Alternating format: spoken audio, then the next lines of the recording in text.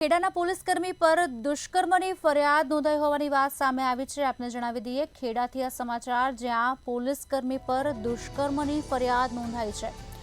લગ્નની લાલચ આપી મહિલા સાથે શરીર સંબંધ બાંધ્યો હતો। ખેડા જિલ્લામાં પોલીસકર્મી ફરજ બજાવે છે, જેની પર દુષ્કર્મની ફરિયાદ મહિલાએ પોલીસ સ્ટેશનમાં ફરિયાદ નોંધાવી છે। આપને જણાવી દઈએ સમાચાર, પોલીસકર્મી યશપાલસિંહ ઝાલા વિરુદ્ધ દુષ્કર્મની ફરિયાદ નોંધાવા પામી છે।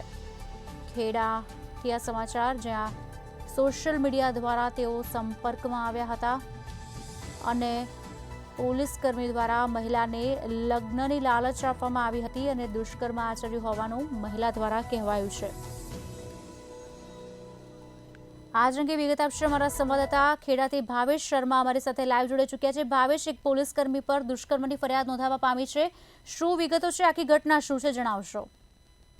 જે ખાસ કરીને વાત કરવામાં આવે તો ખેડા જિલ્લાના એક પોલીસકર્મી છે, જે મહેમદાવાદ પોલીસ સ્ટેશનમાં ફરજ બજાવે છે।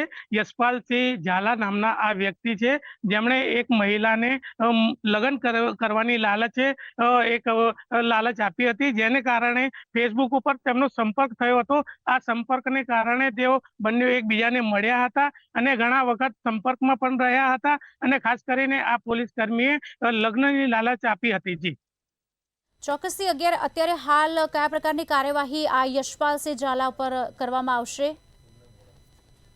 ખાસ કરીને અત્યારે પશ્ચિમ પોલીસ સ્ટેશન નડિયાદ છે, જે પશ્ચિમ પોલીસ સ્ટેશન છે, ત્યાં આ આરોપી વિરુદ્ધ અત્યારે ફરિયાદ નોંધાવવામાં આવી રહી છે અને સમગ્ર જે ફરિયાદ છે તે પોલીસકર્મી વિરુદ્ધ નોંધાવીને અત્યારે સમગ્ર કાર્યવાહી પોલીસ કરી રહી છે અને સમગ્ર જે છે તે દુષ્કર્મની ફરિયાદ પણ નોંધવામાં આવી છે।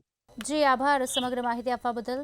તો પોલીસ દ્વારા અત્યારે હાલ કાર્યવાહી શરૂ કરી દેવામાં આવી છે, ફરિયાદ નોંધવામાં આવી છે અને આગળની કાર્યવાહી હાથ ધરવામાં આવી છે। પોલીસકર્મી દ્વારા મહિલા પર દુષ્કર્મની ફરિયાદ હાલ નોંધાવા પામી છે, જે ખેડાના પોલીસકર્મી પર આ ફરિયાદ નોંધાઈ છે।